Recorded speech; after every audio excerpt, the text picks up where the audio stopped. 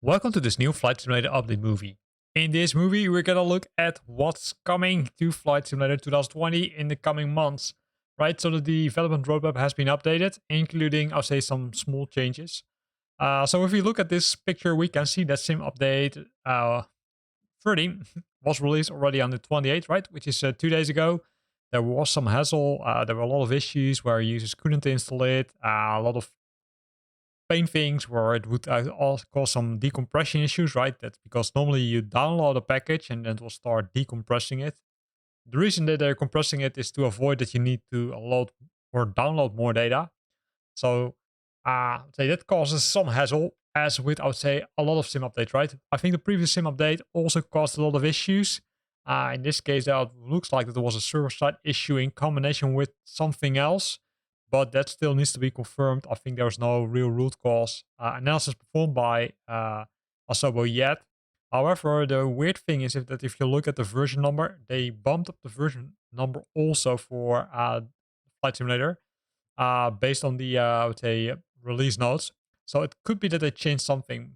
However, we will probably never find out what they changed, or maybe they will announce it in a developer live stream, which is happening somewhere in late October. Uh, Other than that, what can we see? Well, in early October, we can see the famous flyer number 7 to be announced, right? Or to be decided, it says even here. We will come to that one a little bit later on in this video. Then in mid-October, there will be the feedback snapshot, which we'll also go to in this video. And then late October, there will be a new world update number 15 already for the Nordics and Greenland. That's currently planned to be released at the last day of October, including the Saab B17 on the same day. That's local legend number 14. Also, for that one, we will look at let's say some pictures which were released by Asobo. Also, in that time, we have the feedback snapshot as well as the dev roadmap update October to January, right? So we need to wait what will happen, I would say, during the holiday season. Maybe they got some surprise for us. So let's see. So advancing to the next slide, that's the active development. So where are they spending time on, right? So as you can see, this slide only contains the fixes which are included in sim update number 13, right? So the white dot fix, where you saw the white dot, they now change that behavior to be available in the accessibility menu so that if you want to see it, you can see it. But if you don't want to see it, you can switch it off.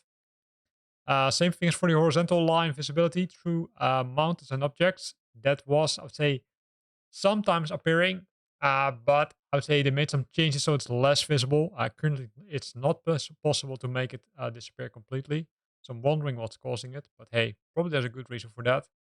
Then the main thing is the stability and memory improvements. We always see that being listed, right? They always try to make it more stable, but still people are reporting stability issues. But it's good to see that they, I would say, are taking these issues seriously and are looking into it. Then we've got the VR controller interaction reversed on all flight controls. That was a regression which was introduced with sim update number 13, or sim update number 13. No, probably before that. But sim update number 13 has a fix for that, so that's really cool to see. Then the logbook issue. If you fly that much Flight Simulator, you might have entered the maximum size of the logbook, which was at that time 16 megabytes. So what they now did is they increased the size so you can fly more and continue, I would say, logging your flight hours in Flight Simulator. Then the piston engine update. They work together with Working Title on the announcements for the piston engine model as well as for the Boeing 747 and 787, where they add some new functionality again for those two aircrafts, but also fix some bugs which were in the new functionality which was introduced by the AAU, the avionics. No, I can't find the airport and avionics update number 2. That's now fixed, right? The airport, the aircraft, and avionics update. Of course, they're not updating the airport itself in the AAU. Then several point of interest and airport fixes for the world updates. They work together on that with their partners Gaia and ORBX. So Most of them are now included. Here's standard open issues from World Update number 3 up till 12. But I think there were a little bit more, if I remember correctly. But it's good to see that they are fixing those issues also. Then there's also the 40th anniversary fixes. That was mainly for specific aircrafts. They work together with Inibuilds, Blue Mesh, and Aeroplane Heaven to make sure that those issues are also fixed. So that's all included in Sim update number 13, right? So if you have it, and it's a mandatory update, so you should have it likely already, then you should see these enhancements. Then, continuing with the list, we are finding some updates which are not fixed yet. So first of all, we've got the World Update 10 fixes. It was initially targeted for World Update number 11, but they now pushed it back to World Update number 15 plus, which means that they will release it somewhere in the future. And you can see, I would say that both Microsoft Bing and Gaia nearly completed Canadian Tin Cities, which were in Windows up or World Update 11, not Windows Update. And we'll update them in October, November. The team will then tackle the other cities. So it looks like that they're say making some enhancements to the cities which required the tin fixes. Then we've got the scenery gateway system. That's, I would say, a long system where everybody's discussing about a lot. It was also discussed in the development videos a lot. So the tool is near complete, and they're working for the with Microsoft privacy and accessibility proof of process. And once that's completed, they will share more information. So hopefully, it will be available soonish. Then we've got the multiplayer issues where players disappeared or were not visible. And there were some improvements will be included in Sim update number 14, as well as, of course, the stability and performance and memory improvements for Sim update number 13. 14, sorry. In 14, no, in 13, they were already released some improvements, but they're now looking at bringing more enhancements and more improvements, and they will be part of Sim update number 13. 14, sorry. Difficult one number, right? Then the snow coverage. They will make some improvements on how the sim interprets the snow depth data received from Meteor Blue, targeted also for sim update number 14. And then the last three fixes, the performance decreasing pop-up panels. It's still under investigation, but likely it will be fixed after sim update number 13. The HC bugs, right? They are including several fixes in sim update number 14 and later, as well as for the atmospheric lightning improvements. They will also are investigating it, and then likely they will fix it in a future version. Advancing to the next slide, this is the bugs lifetime, right? So these are the bugs which I would say we kind of upvoted. So these are the upvotes which I would say we as simmers did, right? So you can upvote issues. So they will say in most cases they will look at it and give it a little bit more priority. You can still see that there are several ones which are ongoing, right? And the ongoing ones, I would say, are both, I would say, under investigation by Asobo, but also in this case with NVIDIA. Uh, you can see multiple things, right? So there are still some issues which are under investigation. One of them they pushed completely out. They pushed it to Microsoft Flight Simulator 2024, which will be released somewhere next year. And that's the unrealistic airport lightning distances.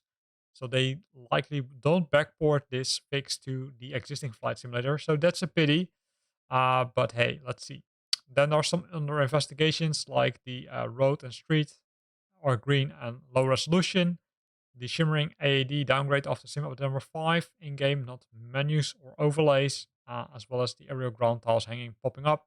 And the free look with mouse causes the sim to freeze, and some other things like the HC assigns wrong runways with wind direction, as well as the HC incorrect phraseology, as well as cannot hear the HC instructions and other aircraft suddenly while HC Copilot.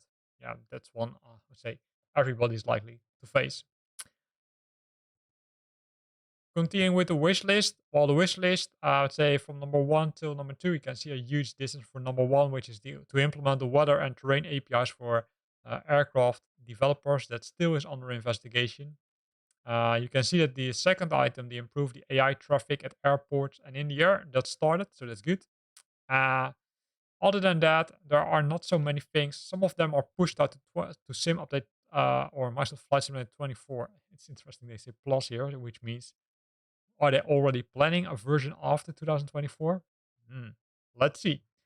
But it's a shared cockpit and multiplayer. The update to cities, airports in South Korea that's being pushed out, as well as the aircraft specific control profiles and the access to flight planner without leaving the flight and the seasons.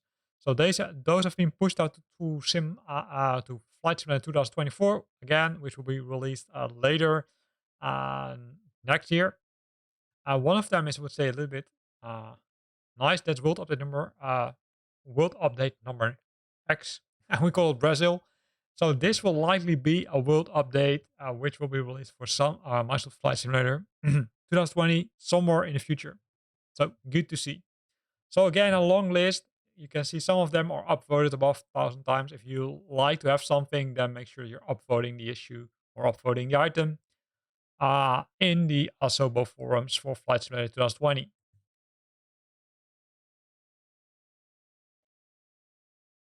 Then this is the continuation of the list. Also, a lot of the things are planned. One of them is planned again for Flight Simulator 2024. It's open doors. The rest of that is either under investigation or it's a planned. So there's still a lot of under investigation. But let's see what they will do that with those items next time. Then this is probably the most talked aircraft ever about, especially when it will be released. It's the famous Flyer number 7, the Mitsubishi MU number 2. This one should have already been released, but due to some, I would say, unknown reasons, including, I think, some, I would say, talks still with the, I would say, uh, publisher of the aircraft or the vendor of the aircraft, Mitsubishi in this case. So likely it will be released somewhere, but it's still unknown when. So let's wait for this one to be released. It looks pretty impressive. Also, the other pictures which were released look really nice. Then the next world update number 15. It will take place in the Nordic and Scandinavian countries, including Greenland. What will it add? Well, it will add, of course, the new digital elevation maps, as well as new aerial imagery, new photogrammetry cities, 90 poise, 5 bespoke airports, 3 landing challenges, 3 bush trips, and 3 discovery flights. One of the airports which will receive an update is Bayer, the Akureyri Airport. As you can see, due to the sign, it will be created by Gaia Simulations. Based on screenshots which were released, they are likely the main, I would say, contributor to this new world update. And here you can see some more pictures of the same airport. Then they also announced that there will be a custom airport ground. So they will add a custom airport ground. So more, I would say, more detailed compared to the default runway. The next one is Ivalo Airport, Echo Foxtrot India Victor. That's in Finland.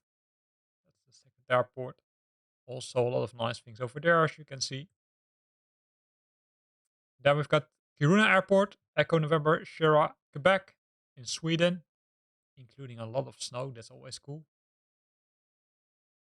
But also without snow, it looks nice. Then we've got Leknes Airport, Echo November Lima Kilo in Norway. That one will be developed by Kieto Garpestad, as it looks like.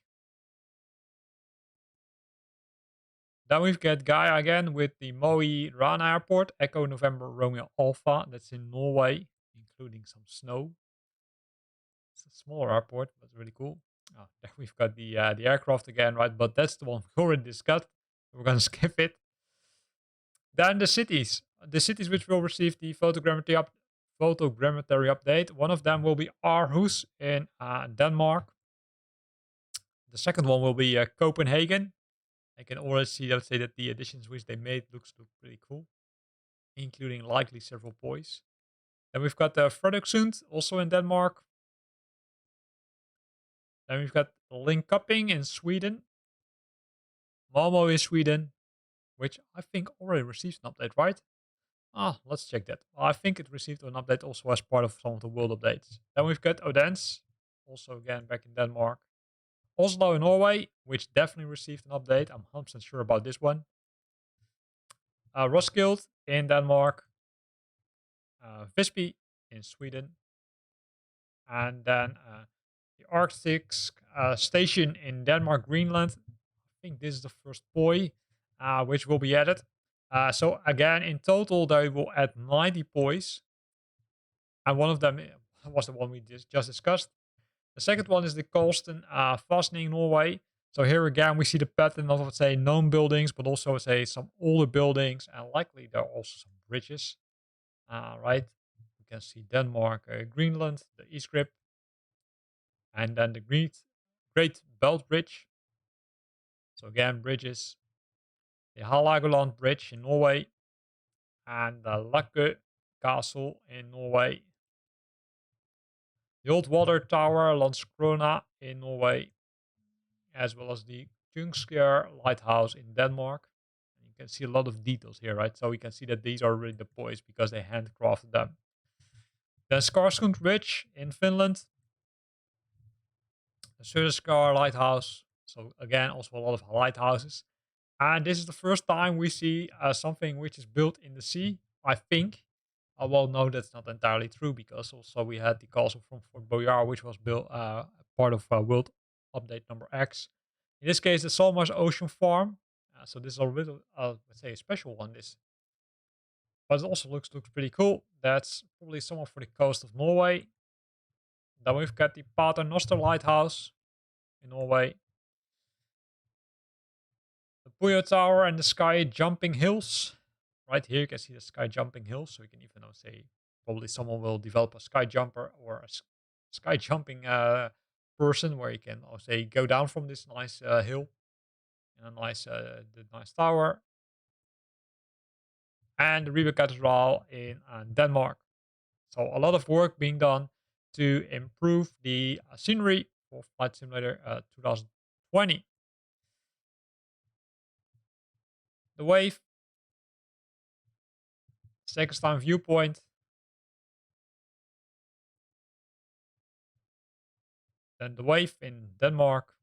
I think this was the last one. Oh no, we've got the Trollaskági lighthouse in Iceland. So also Iceland receives some updates, but I would say they're mainly focusing based on this on the mainland, not an island, not in Iceland. Then the Ulriksbane in Norway. And then we're coming to the next local legend. It's the Saab B-17 that will be released in combination with World Update number 15, right? So this is the aircraft from the outside. Then you can see that it also you can open the canopy, as well as some internal pictures where you can see several gouges. You can see the yoke, you can see the buttons.